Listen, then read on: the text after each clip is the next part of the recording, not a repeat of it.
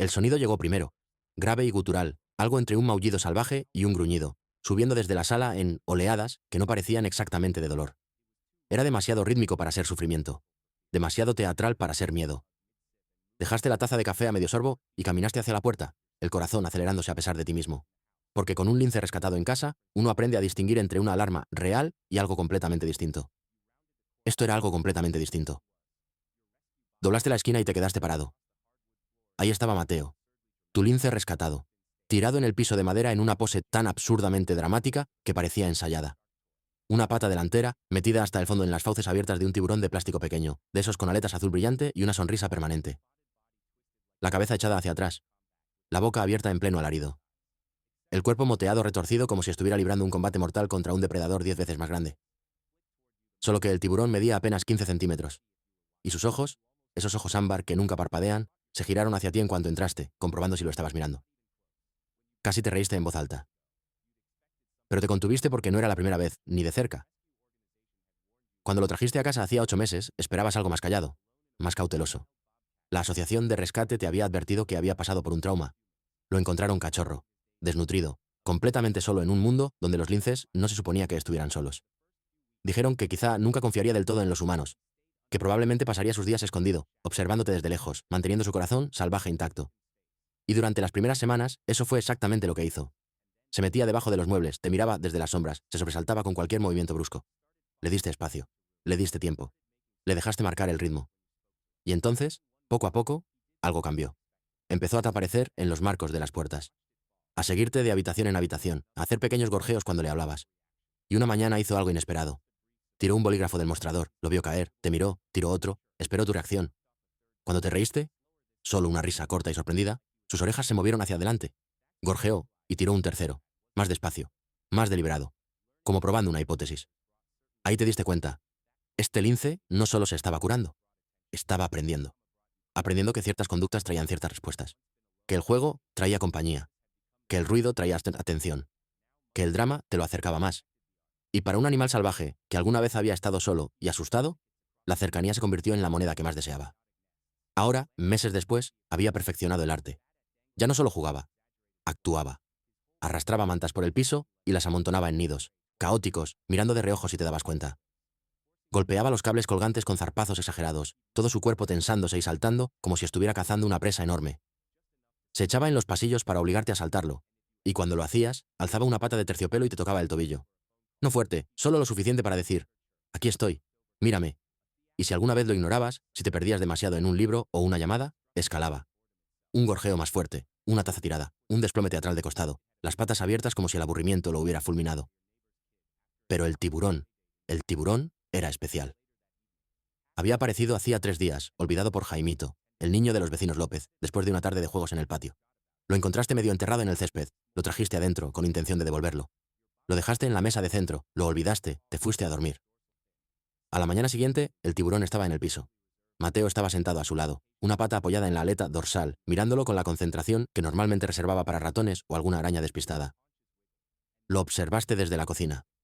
Dio vueltas al juguete, bajó el cuerpo en posición de acecho, movió las caderas, y en lugar de saltar, extendió una pata con cuidado y la metió directo en la boca abierta del tiburón, entre las hileras de dientes de plástico. La boca se cerró. Se quedó quieto, orejas hacia atrás, y soltó el alarido más ridículo y exagerado que habías oído jamás, tirándose de lado como si lo hubieran herido de muerte. Corriste pensando que de verdad se había lastimado, que los dientes de plástico lo habían pellizcado o que el mecanismo se había trabado. Pero en cuanto te agachaste a su lado, dejó de gritar, te miró, sacó la pata sin esfuerzo y la volvió a meter despacio, empezando a gritar otra vez. Ahí lo entendiste. No estaba atrapado, no estaba herido, estaba jugando. Y el juego requería público. Durante los 2 días siguientes, el tiburón se convirtió en su accesorio favorito. Lo llevaba de habitación en la boca, las aletas azules rebotando a cada paso. Lo dejaba a tus pies mientras cocinabas. Lo ponía encima del teclado mientras trabajabas. Y siempre la misma rutina. Pata en boca, alarido dramático, contorsiones, ojos clavados en los tuyos para ver si mirabas. Si te reías, lo hacía más fuerte. Si lo ignorabas, acercaba el tiburón, lo empujaba contra tu pierna, exigía tu participación. Y si había más gente, amigos, familia, cualquiera, su energía se duplicaba.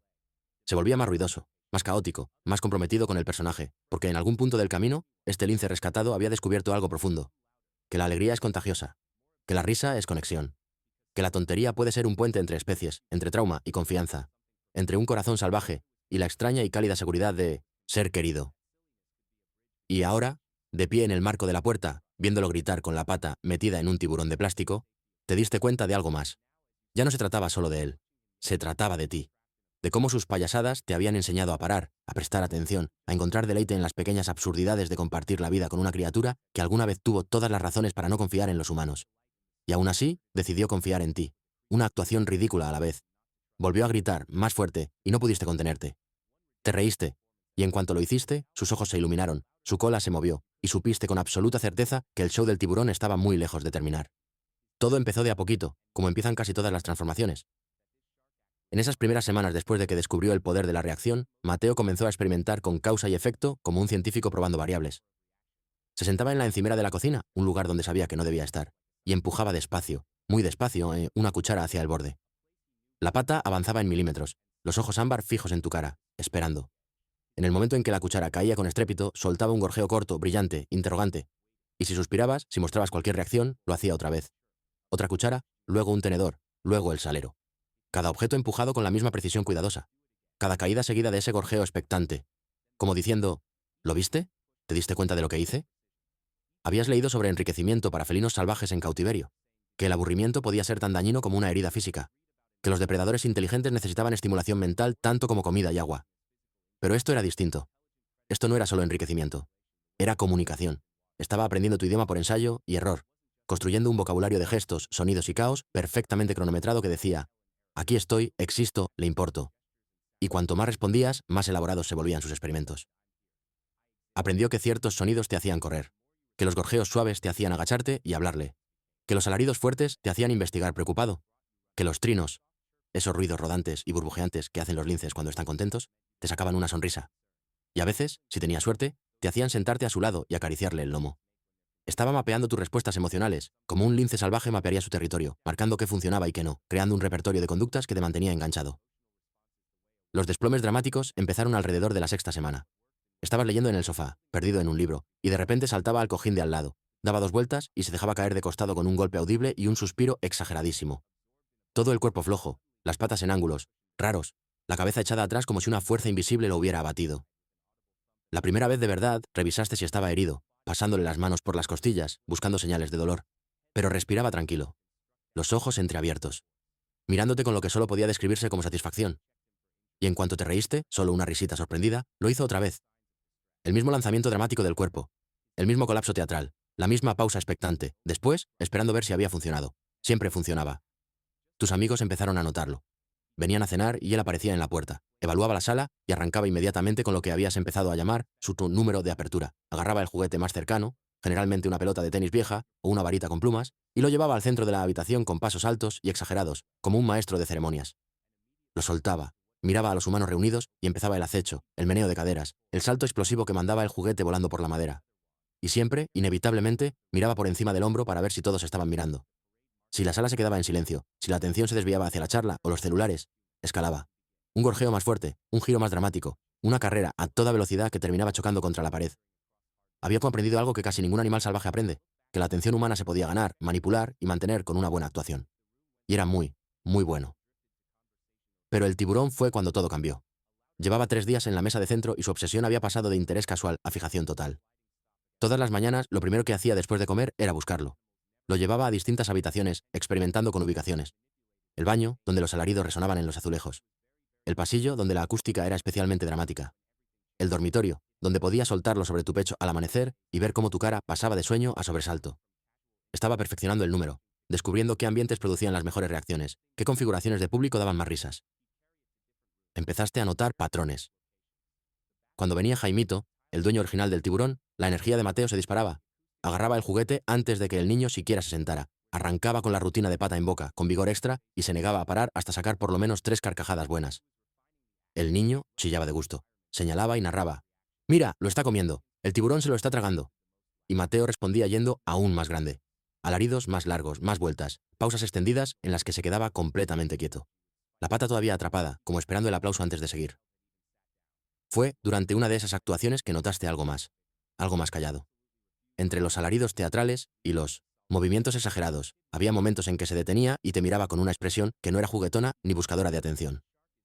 Era algo más suave, casi como si estuviera chequeando. ¿Está bien esto? ¿Estamos bien? ¿Lo estoy haciendo bien? Y te dabas cuenta, con un nudo repentino en el pecho, que esto no era solo entretenimiento. Era confianza. Un animal salvaje que había estado solo y asustado, que tenía todas las razones para mantener a los humanos a distancia, elegía en cambio ser vulnerable de la forma más extraña posible. A través de la alegría, a través de la tontería, a través de dejarte verlo siendo absolutamente ridículo. Las actuaciones del tiburón se volvieron un ritual diario. El café de la mañana significaba que el tiburón aparecería. Las sesiones de trabajo de la tarde significaban que el tiburón caería sobre tu teclado. Las noches de tele significaban que pelearía dramáticamente con él en la alfombra mientras tú fingías ignorarlo, sabiendo perfectamente que ignorarlo era parte del juego, que escalaría hasta que reconocieras la actuación. Y siempre lo hacías porque, en algún momento, su necesidad de hacerte reír se había convertido en tu necesidad de verlo feliz. Pero luego llegó el día en que se pasó de la raya. Te despertaste con la ya familiar sensación de algo siendo depositado sobre tu pecho. El tiburón, todavía un poco húmedo de haberlo llevado en la boca, los dientes de plástico brillando con la luz temprana que entraba por la ventana. Mateo estaba sentado junto a tu almohada, ojos ámbar fijos en tu cara, esperando. Gruñiste, te diste la vuelta, te tapaste con la sábana hasta la cabeza. Habías trasnochado la noche anterior. Stop. Continúa hasta el final del texto original, pero como el mensaje tiene límite de caracteres, aquí va el resto completo sin cortes. Habas muerto de cansancio y la idea de participar en un espectáculo de tiburón a las 6 de la mañana superaba tu capacidad. Lo oíste gorjear una vez, dos, un sonido interrogante, luego, silencio. Pensaste que tal vez, solo por esa vez, lo dejaría pasar. Te equivocaste. El alarido que salió de junto a tu cama fue tan fuerte, tan sostenido, tan absolutamente comprometido con el volumen máximo que te sentaste de un salto, convencido de que algo andaba realmente mal. Tiraste la sábana, miraste abajo, y ahí estaba, tirado en el piso junto a la cama, la pata metida en la boca del tiburón, la cabeza echada atrás en una agonía que solo podía calificarse de operática. Pero sus ojos, estaban clavados en los tuyos, observando tu reacción con precisión láser. Empezaste a reírte, no pudiste evitarlo. La absurdidad de ser despertado por un lince, montando un falso ataque de tiburón, era demasiado. Y en el instante en que reíste, dejó de gritar, sacó la pata y la volvió a meter de inmediato, reiniciando toda la actuación desde cero. Ok, dijiste en voz alta, sentándote en el borde de la cama. Ok, te estoy mirando. Tú ganas. Gorjeó, satisfecho, y siguió con el show. Bajaste la mano para quitarle el juguete con cuidado, pensando que tal vez podría redirigirlo al desayuno, a algo menos ruidoso. Pero en cuanto tus dedos tocaron la aleta del tiburón, él hundió la pata más adentro y cerró las mandíbulas alrededor, sujetándolo en su lugar. No agresivo, no asustado, solo negándose a que terminara el acto. Sus ojos se encontraron con los tuyos otra vez, y había algo casi suplicante en ellos. Todavía no. Aún no terminamos. Y entonces lo oíste. Pasos en el pasillo, la puerta del dormitorio abriéndose. La voz de tu pareja, todavía ronca de sueño. ¿Qué demonios está pasando aquí? Suena como si alguien... Se quedaron a media frase, tomando la escena. Tú sentado en la cama en pijama, el lince tirado en el piso con un tiburón de plástico pegado a la pata, la expresión en tu cara, que era mitad agotamiento, mitad cariño, indefenso. Mateo vio al nuevo miembro del público. Sus orejas se movieron hacia adelante y empezó la actuación desde el principio con energía renovada. Para cuando el sol estuvo completamente arriba, había 4 personas en el dormitorio. Tú, tu pareja Alex, la vecina Marisol, que había oído el escándalo por la ventana abierta y vino a ver qué pasaba. Y Jaimito, a quien habían llamado expresamente para que viera lo que se había convertido en la obra maestra de Mateo. Él estaba en el paraíso. Ya le habían quitado y vuelto a poner el tiburón 3 veces y cada vez lo recuperaba. Lo llevaba al centro del público y seguía. Rodaba, pateaba el aire con las patas traseras. Se quedaba tieso. Luego, revivía de golpe. Jugaba a estar muerto y abría un ojo para ver si todos seguían mirando. Todos seguían mirando. La habitación estaba llena de risa. Risa de verdad, de la que te duele la panza y te hace llorar. Y Mateo estaba en el centro de todo, alimentándose de la energía, cabalgando la ola de atención como si hubiera nacido para ese momento exacto. Que, de alguna forma, tal vez sí. Porque para un animal que empezó la vida abandonado y asustado, que aprendió a sobrevivir antes que a jugar, esto era más que una actuación. Era prueba de que el mundo podía ser lo bastante seguro como para permitir la tontería. Que la confianza podía parecerse a la alegría. Que sanar podía sonar a carcajadas. Y entonces, justo cuando el caos alcanzó su punto máximo, justo cuando parecía que podía seguir así para siempre, paró. Simplemente paró. Sacó la pata del tiburón, se levantó y caminó entre la multitud de humanos con una dignidad tranquila, el juguete colgando de su boca. Se acercó específicamente a ti, se subió a tu regazo y depositó el tiburón con suavidad en tu muslo. Luego te miró, gorjeó una vez, suave e interrogante, y esperó. La habitación se quedó en silencio, todos mirando, esperando ver qué pasaba después. El tiburón estaba en tu muslo, todavía tibio de su boca, un pequeño puente de plástico y confianza entre tú y el lince que lo había puesto ahí. Por un momento, la habitación contuvo la respiración. Alex estaba en la puerta con la taza de café a medio camino de la boca. Marisol, apoyada en la cómoda, sonriendo. Jaimito sentado con las piernas cruzadas en el piso, los ojos bien abiertos con esa reverencia especial que tienen los niños cuando intuyen que están ante algo importante. Y Mateo, tu lince salvaje, tonto y sanador, se quedó perfectamente quieto en tu regazo, esperando algo que no podías nombrar del todo. Bajaste la mano y le acariciaste el pelo entre las orejas. Ese punto suave donde el color dorado se oscurece a rojizo. ¿Estuvo bueno? Susurraste, sabiendo que no entendía las palabras, pero esperando que entendiera el tono. ¿Te divertiste? Gorjeó. Un sonido corto y brillante. Luego se levantó, dio una vueltita pequeña en tu regazo y saltó al piso. El tiburón se quedó donde lo había dejado. Caminó hasta el centro del dormitorio, se sentó y empezó a lamerse la pata delantera con la concentración de quien se prepara para un bis. Eso debería haber sido el final. La actuación terminó. El público rió. La conexión se hizo. Pero habías subestimado cuánto se había comprometido Mateo con su rol de animador oficial de la casa, y cuán poco interés tenía en jubilar un número exitoso. El patrón se instaló en los días siguientes con la inevitabilidad del clima. Todas las mañanas, el tiburón. Todas las tardes, el tiburón. Todas las noches, cuando te acomodabas en el sofá a relajarte, aparecía con el juguete entre los dientes, los ojos brillantes de intención. Lo soltaba a tus pies. Esperaba exactamente 3 segundos, y si no reaccionabas, lo recogía y lo soltaba otra vez, más cerca, acompañado de un gorjeo que sonaba educado e insistente a la vez. Había aprendido que la perseverancia funcionaba, que los humanos teníamos un punto de quiebre donde el cansancio cedía a la participación, y había mapeado ese punto con precisión de estratega. Pero ya no eras solo tú. La historia se había corrido como se corren las historias de animales raros en los vecindarios pequeños. Marisol se lo contó a alguien en el supermercado. Esa persona se lo contó a su hermana, la hermana lo mencionó en el club de lectura. Y de repente, la gente encontraba excusas para pasar. Te traigo la receta que te dije. Pensé que te vendrían bien estos tomates del huerto. Oí que tienes un lince que hace trucos con un tiburón de juguete. Lo planteaban como pregunta, casual y curiosa, pero veías la esperanza en sus caras. El deseo de ver algo inesperado. Algo que rompiera la monotonía de los días normales. Y Mateo, con el instinto de un artista que entiende a su público, nunca decepcionaba. La sala se convirtió en su escenario. Dejaste de intentar predecir cuándo arrancaría el número. Tenía su propio sentido del timing, su propia comprensión de cuándo una audiencia necesitaba entretenimiento. A veces era inmediato. Apenas se sentaba un visitante y ya estaba él, tiburón en boca, listo para empezar. Otras veces esperaba, dejaba que la charla fluyera, que la gente se acomodara. Y entonces hacía su entrada con el timing cómico perfecto de quien sabe que la mitad del placer es la anticipación. Su técnica había evolucionado. El esquema básico seguía ahí. Pata en tiburón, alarido teatral, contorsiones, pero había añadido variaciones. A veces arrastraba el tiburón por el piso primero, haciendo que pareciera que lo jalaba un depredador mucho más grande. A veces lo lanzaba al aire y lo atrapaba al vuelo, las fauces cerrándose alrededor del juguete a mitad de salto. A veces se acercaba despacio, cauteloso, como acechándolo, antes de descubrir de repente que su pata había quedado atrapada. Cada actuación era distinta lo suficiente para sentirse fresca, familiar lo suficiente para sentirse tradición. Notaste otra cosa también. Había empezado a leer la sala con una exactitud escalofriante. Si alguien parecía triste o estresado, si sus hombros estaban tensos y su sonrisa no llegaba a los ojos, subía el drama. Alaridos más largos, vueltas más elaboradas, secuencias extendidas en las que peleaba con el tiburón por varias habitaciones, llevando a su público de viaje, y no paraba hasta sacar una risa de verdad, de esas que rompen cualquier peso que la persona hubiera traído consigo. Era como si se hubiera nombrado a sí mismo el comediante de apoyo emocional de la casa, y se tomaba el trabajo en serio. Una tarde, doña Rosa, la vecina mayor cuyo nieto Jaimito había dejado el tiburón, vino especialmente cansada. Había estado cuidando a su marido durante una larga enfermedad y el peso se le notaba en la forma de caminar, en cómo se hundió en el sofá como si ya no pudiera sostenerse derecha. Le preparaste té, intentaste echarla ligera, pero sus ojos seguían perdidos, enfocados en una carga invisible. Mateo apareció en la puerta con el tiburón ya en la boca. Se detuvo, evaluó. Luego caminó directo hacia ella, saltó al sofá a su lado y depositó el juguete en su regazo con una suavidad inusual. Ella bajó la vista, sorprendida. Él la miró, gorjeó una vez y esperó. Cuando no reaccionó de inmediato, tomó el tiburón, lo acercó más a su mano y gorjeó otra vez, más insistente. Creo que, dijiste bajito, ¿quiere que mires? Ella puso la mano sobre el juguete. Las orejas de Mateo se movieron hacia adelante y empezó la versión más tierna del número que habías visto jamás.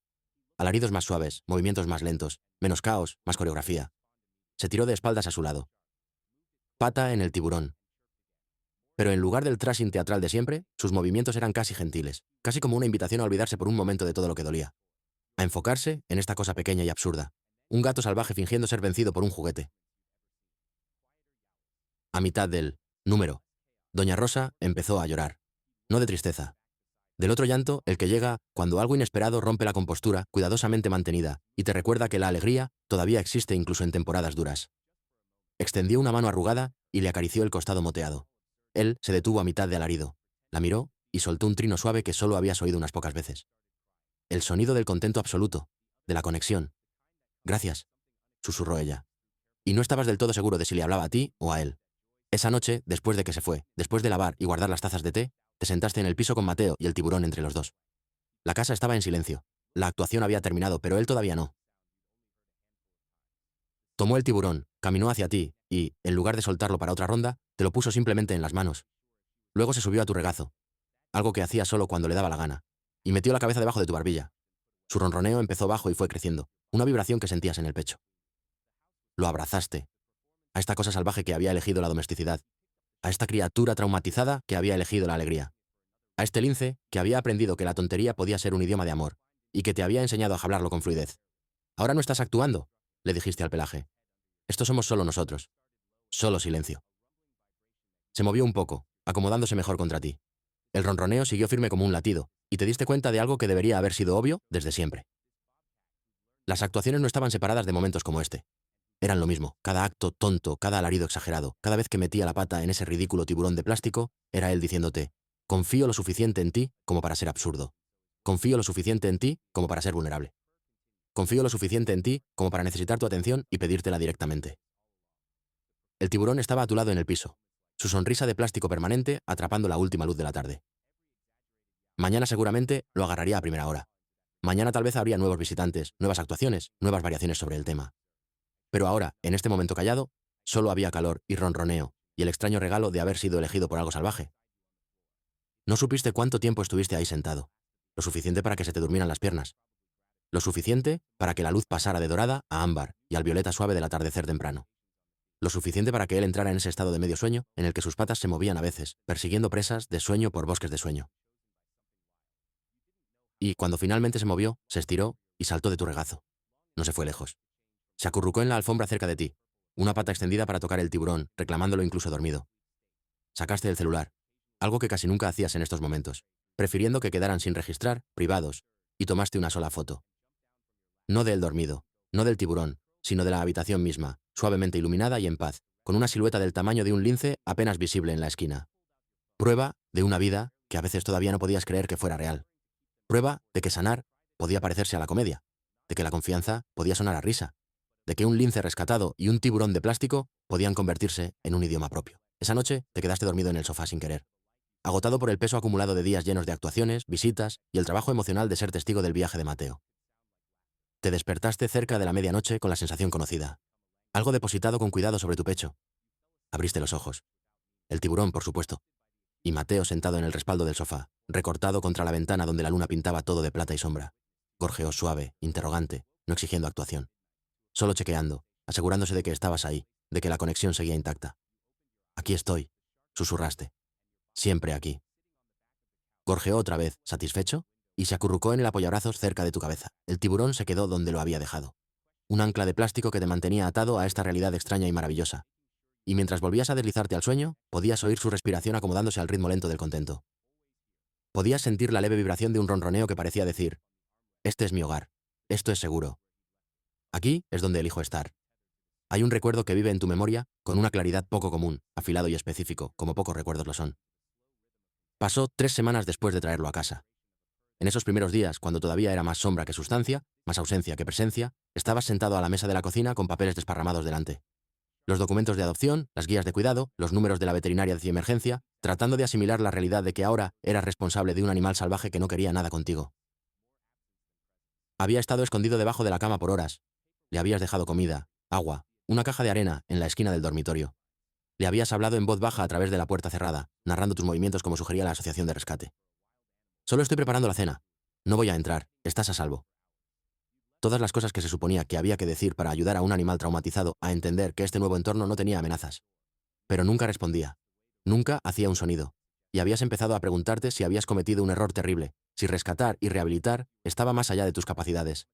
Si el amor solo podía ser suficiente para sanar algo tan profundamente roto. Esa tarde habías abandonado los papeles y prendido la tele bajito solo para llenar el silencio. Algún documental, de naturaleza. Lobos en Yellowstone, tal vez osos en Alaska, ya no recordabas, pero recordabas el momento exacto en que apareció. De repente, ahí, en el marco de la puerta entre el dormitorio y la sala, los ojos ámbar, atrapando el brillo azul de la pantalla. No se acercó, no avanzó, solo se quedó parado mirando. Tú te congelaste, temiendo que cualquier movimiento lo mandara de vuelta a su escondite. Se quedaron así 20 minutos. Él parado, tú sentado. La televisión, narrando la vida de animales salvajes que nunca conocerían paredes ni puertas, ni la complicada transacción de confianza entre especies. Y entonces, tan despacio que casi no lo notaste, dio un paso adelante. Luego otro. Se sentó, todavía a 3 metros, todavía listo para huir, pero presente, visible, eligiendo por primera vez existir en la misma habitación que tú, sin que el miedo tomara la decisión. Esa noche, lloraste después de que él volviera al dormitorio. Lágrimas silenciosas que venían de un lugar más hondo de lo que esperabas, porque te habías dado cuenta de cuán profundamente solo debió haberse sentido. De cuánto coraje debió requerir cruzar ese umbral. De que la confianza, para criaturas que aprendieron que el mundo no era seguro, no era un sentimiento, sino una acción. Pequeñas, repetidas, acumulándose con el tiempo, hasta convertirse en algo que tal vez algún día se pareciera a la fe. Eso fue hace 8 meses. El lince que tenía miedo de compartir una habitación, ahora era el lince que exigía ser el centro de atención.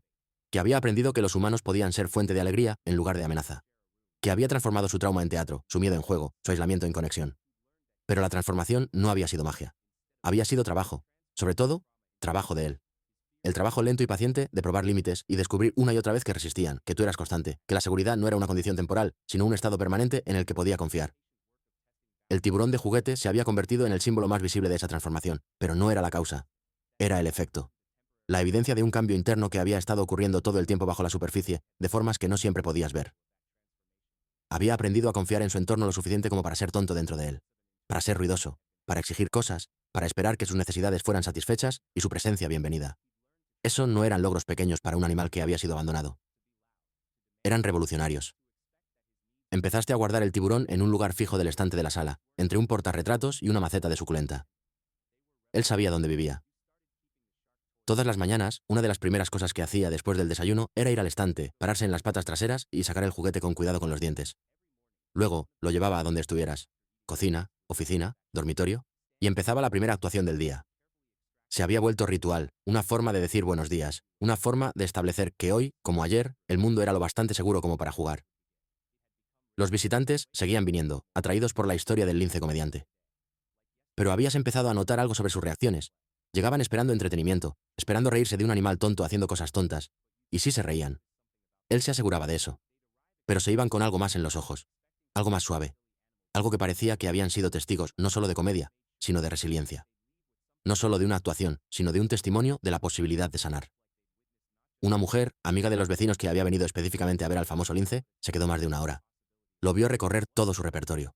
El tiburón, los desplomes dramáticos, los alaridos teatrales, las pausas perfectamente cronometradas. Se rió hasta que se le corrió el rímel, y cuando se iba, se detuvo en la puerta y dijo algo que no esperabas. Mi terapeuta lleva meses diciéndome que necesito volver a encontrar la alegría después de todo lo que pasó. No sabía qué significaba eso hasta ahora, viéndolo a él. Señaló hacia donde Mateo se estaba lamiendo en el sofá, el tiburón a su lado. Él la elige todos los días. Elige la alegría, incluso después de lo que sea que le pasó. Asentiste, incapaz de hablar porque de repente tenías un nudo en la garganta, porque ella había puesto en palabras algo que sentías pero no habías podido nombrar. Mateo no solo estaba actuando, estaba enseñando. Enseñando que sanar no siempre parece recuperación solemne o restauración callada. A veces parece un gato salvaje con un tiburón de plástico, exigiendo atención, insistiendo en la risa, negándose a dejar que su pasado dicte la forma de su presente. La asociación que te lo colocó te contactó unos meses después de la adopción, seguimiento rutinario para ver cómo iban las cosas. Les contaste del tiburón, de las actuaciones, de cómo había pasado de esconderse debajo de los muebles a orquestar rutinas cómicas elaboradas. La mujer al teléfono se quedó callada un largo rato antes de responder. Eso es poco común, dijo. La mayoría de los linces en rehabilitación mantienen sus conductas salvajes, incluso en cautiverio. Toleran a los humanos, pero no buscan activamente interacción. Lo que describes, ese nivel de conducta social, ese deseo de contacto, es más típico de animales que han estado con humanos desde cachorros. Debió decidir muy temprano que valías la pena confiar. Valías la pena confiar. Esa frase se quedó contigo, acomodándose en tu pecho como calor, porque significaba que la transformación no había sido unilateral. Él no solo había aprendido a confiar en ti. Tú te habías probado digno de confianza, con constancia, con paciencia, con aparecer día tras día con comida y agua limpia, y una voz que nunca se alzaba en enojo. Con darle espacio cuando lo necesitaba y atención cuando la pedía, con reírte de sus travesuras en lugar de castigar su salvajismo. con dejarlo establecer los términos de la relación y respetar esos términos, incluso cuando implicaban ser despertado al amanecer por un lince con un tiburón de juguete. El juguete mismo ya mostraba desgaste. El plástico azul se había descolorido un poco de tanto llevarlo en la boca. Una de las aletas tenía un pequeño desgarro. El mecanismo que cerraba la boca empezaba a aflojarse, requiriendo más presión para activarse. Habías pensado en reemplazarlo, pedir uno idéntico por internet, pero algo te detuvo. Este tiburón, con todas sus imperfecciones y daños, se había vuelto parte de la historia, parte del idioma que habían construido juntos. Uno nuevo no tendría el mismo significado, así que reforzaste la aleta con pegamento, ajustaste el mecanismo lo mejor que pudiste. Lo lavabas regularmente para mantenerlo limpio, tratándolo con el cuidado que le darías a cualquier objeto valioso. Porque eso se había convertido. No valioso en dinero, sino valioso en el sentido en que los símbolos son valiosos cuando representan algo más grande que ellos mismos. Este juguete era prueba de que la alegría podía ser portátil, de que la confianza podía caber en un bolsillo, de que la brecha entre salvaje y doméstico, entre trauma y sanación, entre miedo y amor podía ser puenteada por algo tan simple como risa compartida sobre un tiburón de plástico. Una tarde fría de finales de otoño, casi un año después de que vino a vivir contigo, estabas sentado en el piso de la sala con el tiburón en las manos, dándole vueltas, examinando los patrones de desgaste como un arqueólogo estudiando artefactos. Mateo dormía en el sofá, acurrucado en una bola apretada, su pelaje moteado subiendo y bajando con cada respiración. La casa estaba en silencio, de ese silencio que se siente lleno en lugar de vacío, que guarda paz en lugar de ausencia. Pensabas en la pregunta que a veces te hacían: ¿es feliz? Como si la felicidad para un animal salvaje en cautiverio pudiera medirse contra algún estándar objetivo. Como si pudieras saber qué habría elegido si el mundo hubiera sido distinto. Si nunca lo hubieran huérfano o abandonado. Si hubiera crecido en la naturaleza, como se supone que deben crecer los linces. Pero esos no eran los términos de su realidad. Su realidad era esta casa, esta vida, este extraño arreglo en el que un depredador salvaje y un ser humano habían descubierto cómo coexistir, no solo pacíficamente, sino con alegría. ¿Era feliz? No lo sabías, no podías saberlo, pero sabías que era juguetón. Sabías que buscaba conexión. Sabías que había desarrollado preferencias y rutinas y un sentido de seguridad que le permitía ser ridículo, que tal vez fuera lo más cercano a la felicidad que cualquier criatura, salvaje o doméstica, humana o animal, podía alcanzar. Se movió en el sofá, abrió un ojo y te vio sentado en el piso con el tiburón. Inmediatamente despierto, saltó y trotó hacia ti. Se sentó enfrente, gorjeó una vez. Una invitación, un pedido, el comienzo de la actuación de la noche, justo a tiempo. Pero esta vez hiciste algo distinto. En lugar de dejar el juguete en el piso y verlo interactuar con él, se lo ofreciste, la boca abierta como si le ofrecieras hacer tu papel. Sus orejas se movieron hacia adelante. Confundido, ladeó la cabeza. Gorjeó otra vez, interrogante.